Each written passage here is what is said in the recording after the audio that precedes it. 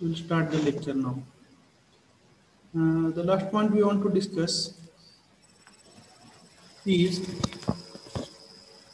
about the graphical method. Can you tell me what we have learned till now? आतापर्यंत काय काय शिकलो आपण? सिन्स 18th January म्हणजे 1 महिना 10 दिवस झाले आपण शिकतोय. कोणता चॅप्टर? पहिला चॅप्टर. त्यामुळे आपल्याला कधी कधी तो संपवावा लागेल.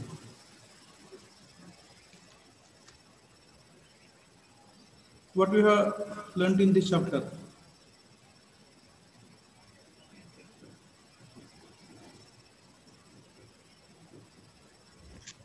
Resolution of forces.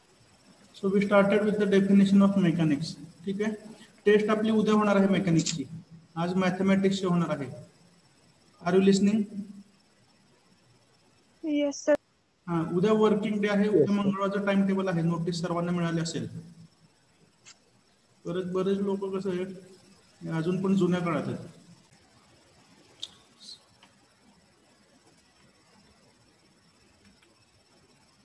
So till now we have discussed what is meant by mechanics, what are the different branches of mechanics. Then we have understood what is meant by force, what are the characteristics of a force, what is meant by resolution of forces, then what is meant by composition of forces, how to resolve the forces along x and y axis, sign convention for resolution of forces, then how to find out the resultant, how to find out angle of the resultant with the horizontal. Then we have understood what is meant by movement, what is meant by clockwise movement, anti-clockwise movement, then sign convention for it, some basic examples on finding the moment of forces. Then we have seen what we can say combination of these two, means how to find out the position of the resultant using Varignon's theorem. Okay, so all these methods are nothing but for finding the resultant of a system. Can you tell what is meant by resultant? Resultant म्हणजे काय आठवतंय कोणाला? उद्या आपण taste घेणार आहे.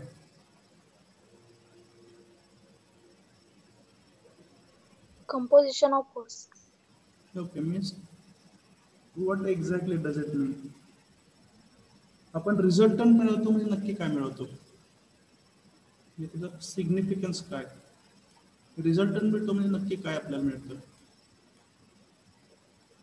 ते दोन फोर्सेस जे इफेक्ट देतात तेच result. Same effect produces of by of process. Correct. If you are considering a number of forces, बरोबर आहे, ज्याला आपण काय म्हणतो फोर्स सिस्टीम. जर आपण लेट जॉईन येणारे लोक स्वागत आहे आणि नोटीस आज मॅथमॅटिक्सची टेस्ट होणार आहे, उद्या मेकॅनिक्सची. Okay, so if you are considering a number of forces, आपण एक 3, 4, 5 फोर्सेस कन्सिडर केले, तर त्या सर्वांचा मिळून जेवढा इफेक्ट प्रोड्यूस होतो तेवढाच इफेक्ट प्रोड्यूस करणारा सिंगल फोर्स जो आहे त्याला आपण काय म्हणतो? Resultant force. Yes or no? Resultant is a single force which produces the same effect which is produced by a number of forces. Resultant ची डेफिनेशन आठवली. ठीक आहे. तर आतापर्यंत जे आपण मेथड यूज केली ती रिझल्टंट फाइंड आउट करण्यासाठी ती होती अल्जेब्राइक मेथड. तर अल्जेब्राइक मेथड म्हणजे कुठली हो? तर त्याच्यामध्ये आपण समेशन एफेक्ट्स मिळवतो, बरोबर आहे का? त्याच्यानंतर समेशन एफ वाय मिळवतो, त्याच्यानंतर काय मिळवतो? Magnitude of the resultant and finally we find the angle of the resultant theta. दुसरी एक मेथड आपण बघितली आहे रिझल्टंट मिळवायची. कुठली बघितली? Trigonometric method. तर ट्रिग्नोमेट्रिक मेथड मध्ये आपण एकच मेथड पाहिलेली आहे, जी कुठली होती? लॉ ऑफ काय पुढं? Parallelogram forces. ठीक आहे. तर आता पण आपल्याला माहिती असलेल्या दोन मेथड आहेत. कुठल्या कुठल्या सांगा पुन्हा एकदा? अल्जेब्राइक मेथड म्हणजे काय? त्यामध्ये आपण सिंपल कॅल्क्युलेशन्स करतो, बरोबर आहे का? Summation F X, summation F Y, we find resultant and theta. हे आपण जास्तीत जास्त वापरलेलं आहे. त्याच्यानंतर कोणती मेथड वापरली आपण? ट्रिग्नोमेट्रिक म्हणजेच parallelogram of law of forces. आणि आपण शेवटची मेथड कुठली शिकतोय आज? Graphical method. ठीक आहे. तर ग्राफिकल मेथड म्हणजे काय? हे ऍक्च्युली आपण प्रॅक्टिकल मध्ये शिकणं अपेक्षित आहे, पण आता प्रॅक्टिकल कधी होतात काय होतात आपल्याला माहित नाही. त्यामुळे आपण इथं ओव्हरव्ह्यू पाहतोय आणि नंतर याचं ॲट ॲक्च्युअल ड्रॉइंग करून प्रॅक्टिस आपलं प्रॅक्टिकलचा भाग असेल. Let us see when it happens. आपल्याला MC किंवा test point of view method आज आपण समजावून घेऊया ॲटलिस्ट. ठीक आहे. तर ग्राफिकल मेथड म्हणजे काय? तर ॲट ॲक्च्युअल आपण एखादं ड्रॉइंग काढतो, त्याला काय म्हणतात? Graphical representation. ठीक आहे. आपल्याला माहिती आहे आता फोर्स जो आहे, is it scalar or vector?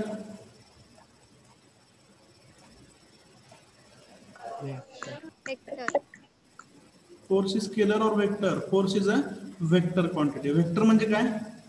It will have some Both having magnitude and magnitude with direction. as well as direction. Direction. ठीक आहे. आता ग्राफिकल रिप्रेझेंटेशन मध्ये ह्या दोन्ही गोष्टी महत्वाच्या असतात. फॉर एक्झाम्पल, एक सेकंड. तर आता समजा आपल्याला सांगितलं की एक फोर्स आहे, ठीक आहे, जो असा इन्क्लाइन टू हॉरिझॉन्टल ॲट समजा आहे 60 डिग्रीज. ठीक आहे. आणि त्याचं मॅग्निट्यूड आहे समजा 500 न्यूटन. याचं तुम्हाला ग्राफिकल रिप्रेझेंटेशन करायचं आहे. ठीक आहे. तर ग्राफिकल रिप्रेझेंटेशन मध्ये काय करणार? आपण ऍक्च्युअल त्याचं ड्रॉइंग काढणार. ठीक आहे. फॉर एक्झाम्पल तुम्ही काय करणार? एक रेफरन्स लाईन घेणार, त्याच्यावरती एक कुठलं तरी रँडमली पॉईंट घेणार, पॉईंट ए. ठीक आहे. नेक्स्ट, आता मॅग्निट्यूड किती आहे फोर्सचं? 500 न्यूटन. मग तुम्ही काय करणार? एक स्केल सिलेक्ट करणार. 1 centimetre is equal to 100 newton हे समजा घेतलं. तर 500 न्यूटन जे आहे हे रिप्रेझेंट करण्यासाठी आपण किती सेंटीमीटर लाईन काढायला गेलो? 5 सेंटीमीटर. 5 सेंटीमीटर. स्केल काय घेतले बघा? 1 centimetre is equal to 100 newton. बरोबर आहे. त्यामुळे 5 सेंटीमीटरची लाईन जी आहे ती किती फोर्स रिप्रेझेंट करेल? 500 न्यूटन. त्यामुळे जो वेक्टर आपल्याला ग्राफिकली काढायचा आहे त्याची लेंथ किती पाहिजे? 5 centimetre. First point is clear. म्हणजे मॅग्निट्यूड जे आहे वेक्टरचं किंवा फोर्सचं हे तुम्हाला ग्राफिकली किती दाखवायचं आहे? 5 centimetre. Shall I continue? Yes, sir. Okay. Next, आता त्याची डायरेक्शन दाखवायची आहे. तर डायरेक्शन दाखवण्यापेक्षा पूर्वी महत्वाचं काय आहे? इट्स इन्क्लिनेशन, ज्याला आपण काय म्हणतो? Line of action. 60 डिग्रीज इथे जे लाईन ऑफ ऍक्शन आहे. आणि डायरेक्शन कुठे आहे? तर नॉर्थ ईस्ट म्हणा किंवा अपवर्ड म्हणा, जे काय म्हणायचं ते म्हणा. तर इथं जे काय आपण ह्या चौकोनात दाखवलेलं आहे हे काय झालं? Graphical representation of the force. Is that clear? Graphical representation मध्ये काय काय समजावून घेतलं बघा. First thing, we have to represent the force by a drawing. म्हणजे पट्टी पेन्सिल घेऊन आपल्याला तो फोर्स एखादा ड्रॉइंगच्या स्वरूपात दाखवायचा आहे. कसा दाखवायचा आहे? तर एक लाईन किंवा एक एरो अशा पद्धतीने दाखवायचा आहे. त्याची लेंथ किती असेल? तर magnitude 5 centimetre by using suitable scale. Suitable scale आपण काय घेतलं? 1 सेंटीमीटर इक्वल टू 100 न्यूटन. त्याच्यामुळे 500 न्यूटनचा जो फोर्स आहे याचं ग्राफिकली रिप्रेझेंटेशन होईल 5 सेंटीमीटर लाईन. 5 सेंटीमीटर. नंतर त्याची लाईन ऑफ ऍक्शन दाखवायची. लाईन ऑफ ऍक्शन म्हणजे काय? तर तो angle 60 degrees with the horizontal. आणि सगळ्यात शेवटी काय दाखवायचंय? Direction. Is that clear? Yes, sir. Shall we continue? Yes, sir. Okay. So this is about graphical representation. तर आता जो रिझल्टंट आपल्याला काढायचा आहे दोन फोर्सेसचा, ठीक आहे, तर त्याच्यासाठी आपण काय करणार आहे? दोन्ही जे गिव्हन फोर्सेस असतात ज्यांना आपण पी आणि क्यू म्हणतो नॉर्मली, बरोबर आहे का? तर ते दोन्ही फोर्सेस आपण कसे दाखवणार आहे? ग्राफिकली. Is that clear? म्हणजे प्रत्यक्ष आपण त्या दोन फोर्सेस ड्रॉइंग करणार आहे टू सम सुटेबल स्केल आणि आपण रिझल्टंट फाइंड आउट करणार आहे. तो सुद्धा कसा? ग्राफिकलीच. ठीक आहे. तर याच्यामध्ये पहिलं सिंपल गोष्ट शिकायची आपल्याला बोज नोटेशन म्हणजे एक स्टँडर्ड मेथड आहे जी वापरून आपण फोर्स ग्राफिकली दाखवतो. ते नेक्स्ट स्लाइड मध्ये येणार आहे. आणि ग्राफिकल मेथड जे आहेत ज्याच्यानुसार आपण रिझल्टंट मिळवतो त्याच्यामध्ये पहिली मेथड आहे triangle law of forces, another is polygon law of forces. ठीक आहे. आता जे काय आपण डिस्कस केलं ते स्लाइड वरती आहे, लिहून घेता एका मिनिटात. Yes, sir. Okay, write down quickly.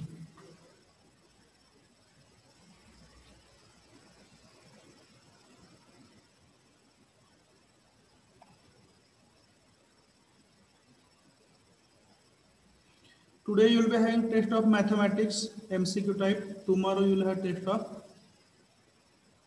कोणत्या सब्जेक्टची? Engineering.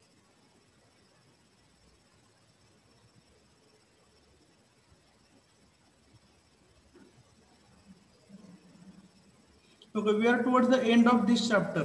Okay, let me know, are you comfortable regarding the things which we have discussed?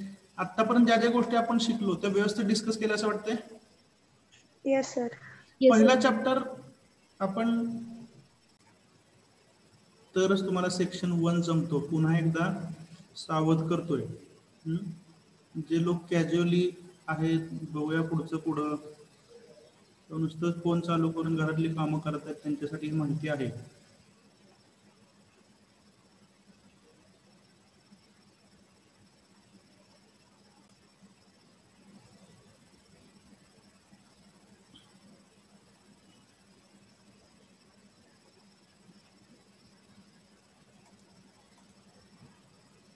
चला झालंय पटकन.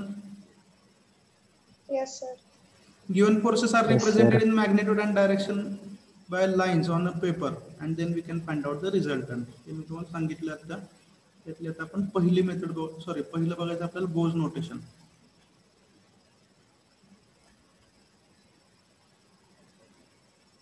चला समोर लक्ष आहे? Yes, sir. Yes, sir. एकदा पहिल्यांदा वाचून घ्या काय लिहिलंय म्हणजे काय बोलतो त्याच्याकडे लक्ष असेल. बरं का आपण स्लाइड वाचत राहतो.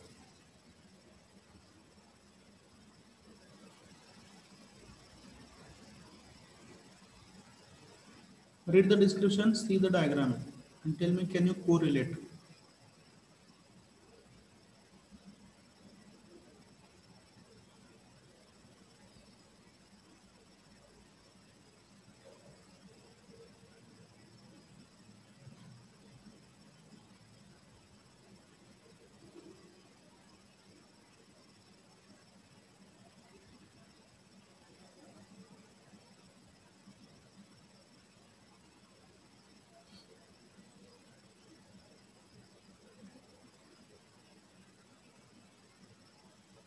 Shall I explain now?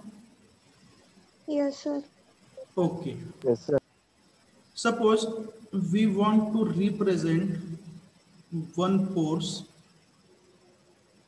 which is acting from point A to B whose magnitude is 100 Newton and which acts along the positive x-axis. Right hand साइडला ऍक्ट होणारा फोर्स आहे जो ऍक्ट होतो A to B. मॅग्निट्यूड किती आहे? 100 Newton. ठीक आहे. तर असं कुठल्याही प्रकारचे फोर्सेस, नंबर ऑफ फोर्सेस असू शकतात, कुठल्या अँगल असू शकतात, कुठले मॅग्निट्यूड असू शकतात. तर ते फोर्सेस रिप्रेझेंट करण्यासाठी आपण एक स्टँडर्ड नोटेशन वापरतो. नोटेशन म्हणजे काय? Way of representation. या फोर्सला आपल्याला ग्राफिकली किंवा ड्रॉइंगच्या स्वरूपात रिप्रेझेंट करायचे आहे. बोज नोटेशन कशासाठी वापरतात? To represent the forces graphically. कुठलाही दिलेला फोर्स हा कागदावरती आपण in the form of drawing, in the form of sketch आपल्याला दाखवायचा आहे. तर त्यासाठी आपण वापरतो बोज नोटेशन. बोज नोटेशनचा उपयोग समजलाय? Yes, sir. It is used for representing the forces graphically. ठीक आहे. मग हा रिप्रेझेंट कसा करायचा? पहिली गोष्ट काय करा, फोर्स तुम्हाला माहिती आहे. काय काय माहिती पाहिजे? फोर्स वेक्टर असल्यामुळं काय काय माहिती पाहिजे? Magnitude and direction. तर डायरेक्शन आपल्याला माहिती आहे कुठे? Towards positive x axis. Magnitude किती आहे? 100 Newton. 100 न्यूटन. Newton. मग जर तुम्हाला हा फोर्स एखाद्या एरोच्या स्वरूपात काढायचा असेल तर त्याचं मॅग्निट्यूड तुम्हाला, म्हणजे ही जी लाईन आहे त्याची लेंथ किती आपल्याला माहिती पाहिजे, म्हणून स्केल सिलेक्ट करा. Suppose we select the scale 1 centimetre is equal to 20 newton. या लॉजिक नुसार 100 newton will be once again how many centimetre? 5 centimeter. 5 centimeter. 5 centimetre. इथपर्यंत काय डाऊट आहे? 100 newton is equal to 5 centimetre. मग काय करा, पहिल्यांदा 5 सेंटीमीटरची अशी एक लाईन ड्रॉ करा. मी सेपरेटली काढून दाखवतो. त्याच्या ब्ल्यू कलर मध्ये दिसतं ते फायनल नोटेशन आहे, ते तयार कसं झालं मी तुम्हाला दाखवतो. 5 सेंटीमीटरची एक लाईन काढा. ठीक आहे. 5 सेंटीमीटर हे काय झालं? Magnitude of the force. आणि स्केल काय पुन्हा एकदा सांगा? 1 centimeter is equal to 20 Newton. 1 centimeter is equal to 20 Newton. Therefore 5 centimeter is equal to 100 Newton. दोनदा तीनदा सांगतो बाळांनो, याचं कारण एकच आहे. ज्यावेळी क्लासमध्ये विद्यार्थी भेटतात त्यावेळी ते काहीच सांगू शकत नाहीत, म्हणून मी रिपीट करतो. Okay. So this length of 5 centimetre means 100 Newton as per the scale. Magnitude we have represented. Roll number 24 video दाखवू नका प्लीज. ऍक्सिडेंटली प्लेस होतं बटन तर लक्ष ठेवा. नेक्स्ट, आता काय दाखवायचं आपल्याला? डायरेक्शन दाखवायची. डायरेक्शन आपल्याला माहिती आहे, given direction is along the positive y axis. X axis. Positive X axis. towards right hand side. Magnitude झाली, डायरेक्शन झाली. ठीक आहे. आता हा फोर्स जो आहे हा कोणकोणत्या दोन पॉईंट मध्ये ऍक्ट होतोय? A to B, किंवा याचं नाव समजा फोर्स AB असं आहे. तर काय करा, कॅपिटल लेटर मध्ये A लिहा, त्याला एनसर्कल करा एरोच्या बॉटम साइडला, आणि एरोच्या अप्पर साइडला कॅपिटल B लिहा, त्याला एनसर्कल करा. याचा अर्थ काय झाला? Force 5 centimetre means magnitude 100 Newton, direction along positive x axis, आणि फोर्स कोणत्या दोन पॉइंट मध्ये ऍक्ट होतोय? A to B. एवढंच आहे Bow's notation. Is that clear? Yes, sir. Yes, sir. फारसं काय नाही, बोज नोटेशन हा एवढाच पॉइंट आहे. एखादा फोर्स ग्राफिकली कसा दाखवायचा, कसा दाखवायचा सांगा आता पुन्हा एकदा. Draw one line by using some suitable scale. बरोबर आहे का? Yes. त्या लाईनची लेंथ म्हणजे असेल, मॅग्निट्यूड असेल. त्याच्यानंतर काय दाखवा? डायरेक्शन दाखवा, आणि कोणत्या दोन पॉईंटच्या मध्ये तो फोर्स ऍक्ट होतो त्या दोन पॉईंटची नावं, तो जो एरो आहे त्याच्या दोन्ही साईडला कॅपिटल लेटर मध्ये लिहा, आणि त्या लेटरला काय करा? सर्कल काढा बाजूला. Is that clear?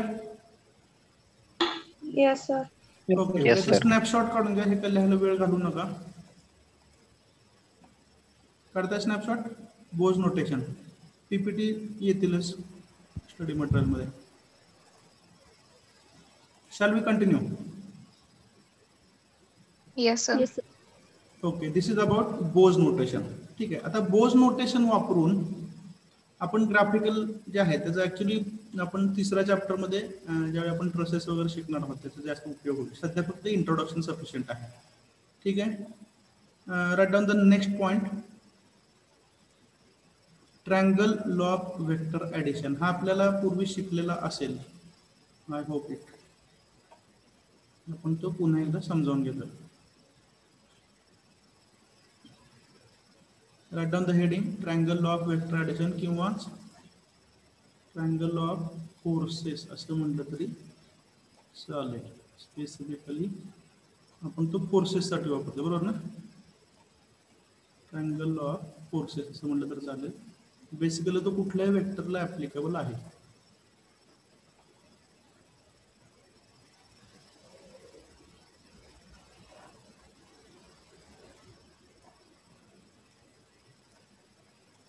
त्याच्यामुळे ट्रायंगल लॉ ऑफ फोर्सेस किंवा इन जनरल तो कोणाचा आहे?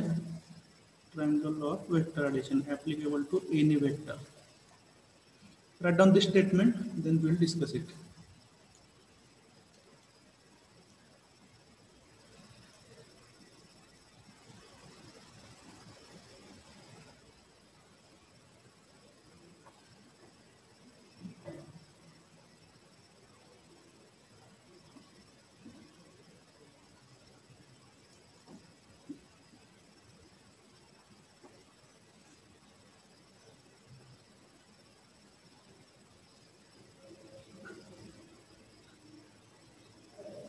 मला वाटतं आत्ताच्या लेक्चर मध्ये ट्रायंगल लॉ आपलं कम्प्लीट होईल. पॉलिगॉन लॉ आपण पुढच्या लेक्चरला पाहूया शांतपणे. पुढच्या लेक्चरला फक्त काय करा सर्वांनी, पट्टी आणि पेन्सिल आणि कोनमापक म्हणजे काय, scale, pencil and protractor, angle protractor, it should be with you. Are you listening? Yes, sir. Yes. Yes, sir. Okay, so we'll draw the forces actually by using some scale. We'll represent them to particular angle. We'll measure the angles by using protractor. कोनमापक वापरून आपल्याला त्यांचा angle काढायचा आहे, पट्टी वापरून त्याची length घ्यायची major करून आणि रिझल्टंट मिळवायचा आहे. लक्षात येतंय का? सगळे ग्राफिकलचे आपण एक एक सॅम्पल प्रॉब्लेम सोडूया. ट्रायंगल लॉ वरती एक आणि पॉलिगॉन वरती एक. जर पुढचं लेक्चर कंटिन्यू केलं तर कोनमापक, पट्टी, पेन्सिल जवळ असणार किती लोक आहेत? खूप कमी असतील.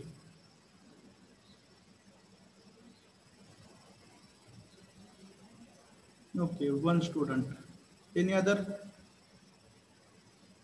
ठीक आहे, ऍटलिस्ट आता आपल्याला लक्षात राहिलं पुढच्या लेक्चर आपल्याला काय पाहिजे. तिघांकडे आहे. Very good.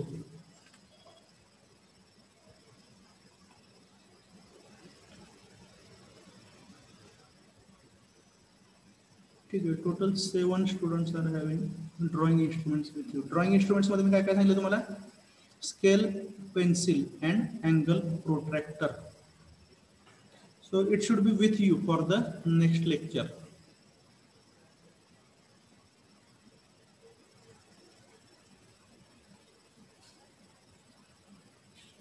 बघूया आपण गडदे सरना रिक्वेस्ट करूया.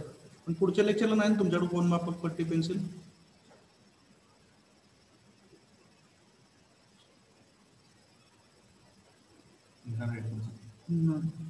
ड्रॉइंग इन्स्ट्रुमेंट्स लागतील ना, ग्राफिकल मेथड्स.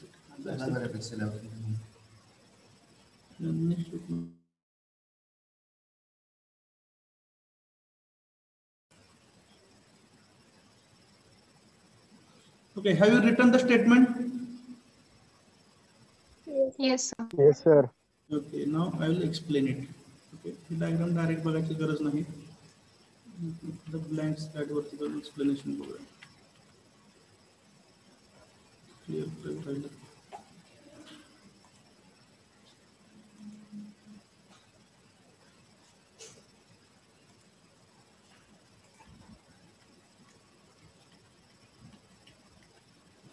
ब्लँक स्लाइड सापडली आपल्याला. ठीक आहे, तर triangle law of forces. Are you listening? Shall I explain? Yes, sir. Yes, sir. So when to use this law? This law is used for finding resultant of two forces. दोन फोर्सेसचा resultant जर आपल्याला मिळवायचा असेल तर आपण triangle law वापरतो. ही कोणत्या प्रकारची मेथड आहे? So this is graphical method. याच्यामध्ये आपण काय करतो, जे दोन्ही फोर्सेस आहेत ते प्रत्यक्ष आपण ग्राफिकली काढतो, म्हणजे पट्टी, पेन्सिल, कोनमापक वापरून. ठीक आहे, हा लॉ काय सांगतो?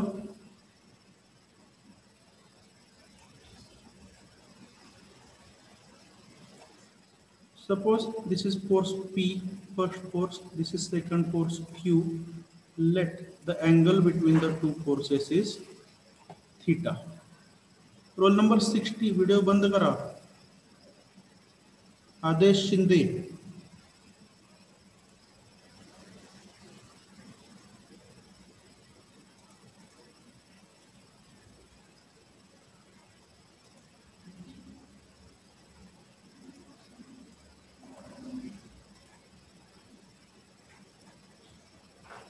ठीक आहे, काय काय सांगितलं बघा. Triangle law, it is which type of method? It is a graphical method for finding what? Resultant of two forces. ठीक आहे, प्रेफरेबली दे शुड बी कन्करंट, एकाच पॉइंट मधून जाणार असेल. ठीक आहे, पण हा लॉ काय सांगतो की या दोन फोर्सेसना घेऊन आपण काहीतरी ड्रॉइंग काढायचे. ठीक आहे, तर पहिल्यांदा काय करा, draw a force P in magnitude as well as direction. Magnitude as well as direction म्हणजे तुम्हाला समजलं मग केलं. स्केल काहीतरी सिलेक्ट करा, 1 सेंटीमीटर इक्वल टू समथिंग. या पद्धतीने काय काढावं, मॅग्निट्यूड आणि डायरेक्शन मध्ये काय काढा, पहिला व्हेक्टर किंवा पहिला फोर्स रिप्रेझेंट करा. इथपर्यंत समजलंय? Yes, sir. ओके. आता आपल्याला माहिती आहे की लॉ ऑफ ट्रान्समिसिबिलिटी ऑफ फोर्स जो आहे हा आपल्याला काय सांगतो, ट्रान्समिसिबिलिटी नाही सॉरी. तर हा फोर्स क्यू असेल समजा, तर त्याला पॅरलल तेवढ्याच मॅग्निट्यूडचा फोर्स आपण क्यू म्हणून दाखवू शकतो. हे तर माहिती आहे सर्वांना. हे दोन फोर्सेस आहेत Yes, sir. ज्यांची लेंथ इक्वल आहे, म्हणजेच मॅग्निट्यूड इक्वल आहे, दोघांची डायरेक्शन सेम आहे. याचाच अर्थ काय, हे दोन्ही फोर्सेस कसे येतो, इक्विव्हॅलंट आहे. समजलं का सर्वांना? तर आता काय करा, पहिला फोर्स जिथं संपतो, पहिला फोर्स कुठं संपला, या पॉइंटला संपला, बरोबर आहे की नाही? तर तिथून काय करा, पुन्हा एकदा मॅग्निट्यूड ॲज वेल ॲज डायरेक्शन या फॉर्मॅटमध्ये सेकंड फोर्स रिप्रेझेंट करा, क्यू. काय केलं बघा, पहिला फोर्स P मॅग्निट्यूड ॲज वेल ॲज डायरेक्शन ग्राफिकली काढला पट्टी पेन्सिल वापरून. त्याच्यानंतर दोघांमधला अँगल जो काय आहे तो, सॉरी तो इथं दाखवावं लागेल, दोघांमधला अँगल किती हो, थीटा. तेवढा अँगल घेऊन फोर्स क्यू दाखवला, तेवढाच अँगल करणारा आणि मॅग्निट्यूड ॲज वेल डायरेक्शन पुन्हा एकदा स्केल वापरा आणि क्यू रिप्रेझेंट करा. ठीक आहे. आता काय करा, हे जे दोन एंड्स आहेत हे जॉईन करा. मग काय तयार झाला, ट्रायंगल तयार झाला. Yes or no? Yes. Okay. आणि हा ट्रायंगल तयार झाल्यानंतर काय करा, तर ट्रायंगलची तिसरी साइड जी आहे ती काय असेल हो, it will be resultant R. रिझल्टंटचं मॅग्निट्यूड कसं मिळेल सांगा मला, रिझल्टंटचं मॅग्निट्यूड कसं मिळेल? तर हे जे डिस्टन्स आहे तिसऱ्या साइडचं ते मेजर करा आणि त्या डिस्टन्सला काय करा, स्केलनी मल्टिप्लाय करा. Is that clear? Yes, sir. Yes, sir. समजतंय? नेक्स्ट, आता रिझल्टंटची डायरेक्शन पाहिजे आपल्याला. ठीक आहे. तर पहिला फोर्स जो आहे हा कुठे जातोय, टुवर्ड्स राईट हँड साइड. समजतंय का? दुसरा फोर्स जो आहे हा कुठून सुरू झाला, तर जिथं पहिला फोर्स संपला इथं, बरोबर आहे ना? इथून दुसरा फोर्स आपण कंटिन्यू केला. हे दोन्ही फोर्स काय झाले, कंटिन्युअसली तुम्ही दाखवले. ठीक आहे. तर आता रिझल्टंटची डायरेक्शन जी आहे तर ती काय असेल, क्यू ज्या दिशेला चाललाय, म्हणजे इथून पुढे तुम्ही असा जायचा प्रयत्न केला असता ना. Yes or no? Yes, sir. तर Yes, sir. अपोजिट दाखवा. अपोजिट म्हणजे काय, वरच्या दिशेला. This is nothing but triangle law of forces. Shall I repeat? Yes, sir. Yes. Okay. Okay. So which law we are discussing? We are discussing graphical method. Out of that, we are discussing which law? Triangle law of forces. It is used for finding resultant of how many forces? Two forces. तर दोन forces जर असतील तर त्यांचा आपण resultant मिळवू शकतो. कोणत्या मेथडनी? By using the triangle law. याच्यामध्ये गिव्हन डेटा काय असेल बघा, तर फोर्स P चं मॅग्निट्यूड डायरेक्शन तुम्हाला दिलेलं असेल आणि दुसरा एक फोर्स असेल Q, ज्याचं तुम्हाला काय दिलं असेल, मॅग्निट्यूड डायरेक्शन. डायरेक्शन म्हणजेच काय, it's angle with force P. This will be given data. Is that clear? Yes, sir. Okay. आता समजा P चं मॅग्निट्यूड आहे 400 न्यूटन, Q चं मॅग्निट्यूड आहे 500 न्यूटन. ठीक आहे. आणि दोघांमधला अँगल समजा आहे 60 डिग्रीज. आता आपण पर्टिक्युलर व्हॅल्यू घेऊन समजून घेतो, थोडंसं ऍडिशन करतो. ठीक आहे, मग काय करा, स्केल सिलेक्ट करा. 400 न्यूटन आणि 500 न्यूटन आपल्याकडे जी वही आहे त्याच्यामध्ये 4 सेंटीमीटर 5 सेंटीमीटर लाईन आपण काढू शकतो. म्हणजे स्केल काय सिलेक्ट करणार सांगा. 1 1 centimeter is centimeter is 100 Newton. 1 centimetre is equal to 100 100 Newton. Newton. याच्यानुसार फोर्स पी जो आहे हा किती सेंटीमीटर होईल, 4 4 सेंटीमीटर. फोर्स क्यू जो आहे हा किती होईल, 5 सेंटीमीटर. 5 centimeter. हे झालं मॅग्निट्यूड. आणि Yes, दोघांमधला अँगल किती पाहिजे, 60 डिग्री. 60 degree. सुरुवातीला काय करा, start from some point, say point A, draw line AB whose length is equal to 4 4 centimeter. centimeter. 4 centimeter, which ultimately represents which force, P. P. P. Also show the direction of P. Shall I continue? Yes, sir. Yes, sir. Okay. Now the point B at which the given force P ends, जिथं force P संपतो तिथून तुम्हाला force Q दाखवायचा आहे. पण कसा दाखवायचा आहे, it should Upward. Make the same angle. Angle theta. दोघांमधला अँगल जो 60 डिग्री दिलाय तेवढाच अँगल Q ह्या फोर्सनी केला पाहिजे. Is that clear? And what should be the Yes, magnitude sir. Of Q? Magnitude of 5 Q cent. should be such that length BC should be equal to 5 centimeter, 5 centimeter. which ultimately represents 500 Newton. Any doubt up till now? काय No, doubt आहे sir. का? ठीक आहे. No, sir. Now join A to C to complete the triangle ABC. ABC हा triangle complete करा. Okay, हा triangle complete केल्यानंतर तुम्हाला मिळतो resultant R in magnitude as well as direction. ठीक आहे, तर पहिल्यांदा डायरेक्शन समजून घेऊ. ए बी ची डायरेक्शन तुम्ही उजवीकडे घेतली, जिथं ए बी संपला तिथून परत तुम्ही कुठे गेला, वरती गेला. ठीक आहे, आणि याच टेंडन्सीनुसार जर तुम्हाला परत ए ला यायचं असतं तर तुम्ही इकडं आला असता. इमॅजिन होतंय? तर ही जी काय Yes. डायरेक्शन आहे त्याच्या अपोजिट डायरेक्शन घ्या. That will be the direction of R. समजतंय? Yes, sir. थोडक्यात Sir. वेक्टर क्यू आणि वेक्टर आर हे असे एकमेकांना धडकले पाहिजेत पॉइंट सी मध्ये. Is that clear? Yes, sir. Yes, sir. याच्यापेक्षा आता सोपी भाषा नाही माझ्याकडे. Okay, so this is resultant R. R ची डायरेक्शन समजली? क्यू आणि आर एकत्र Yes, धडकले sir. पाहिजेत. ओके, Yes, now sir. What is the magnitude of the resultant? So measure 8 distance AC. Distance AC measure करा. Suppose it is D. D multiplied by the scale. Scale काय आपलं 1 1 centimeter is equal centimetre equal to 100. समजा D आला 7 centimetre for example. 7 into 100. to 100. रिझल्टंटचं magnitude किती असेल? 700 700 Newton. Is that clear? Yes, sir.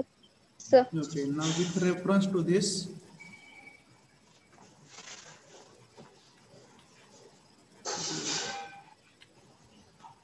read this law. Okay, lecture संपेल, मी attendance घेतो सर्वांची. पुढचं लेक्चर BM येत असेल कडते सरांचं. आज 5 वाजता मॅथमॅटिक्सची टेस्ट असेल. आणि ह्या टेस्ट ज्या आहेत तर रिस्पेक्टिव्ह सब्जेक्ट टीचरच्या लॉग इन मधून तयार केलेल्या असतात. त्यामुळं जर काही डाऊट असला टेस्ट विषयी किंवा सोडवण्यामध्ये काय अडचण येत असेल तर त्याच्याविषयी तुम्हाला सोल्युशन हे कन्सर्न टीचर देऊ शकतात. Okay, Okay, sir. कारण ही कॉमन ऍक्टिव्हिटी नाही, ही सब्जेक्टची ऍक्टिव्हिटी आणि त्या सब्जेक्ट टीचरनी त्यांच्या जीमेल मध्ये जाऊन ही टेस्ट तयार केलेली असते. त्यामुळे बाकीच्या कोणाला काय याच्यामध्ये इंटरफेअर करता येत नाही. ज्यावेळी कुठल्याही सब्जेक्ट विषयी टेस्ट घेताना जर अडचण असेल त्या संबंधित शिक्षकांना आपण कॉन्टॅक्ट करू शकतो. दिलेल्या टाइम मध्ये टेस्ट सोडवायची आहे कुठलीही अडचण असेल तर, कारण टाइम अप झाल्यानंतर ते गुगल शीट एडिट होत नाही. काही लोकांना त्याला अनुभव आला असेल.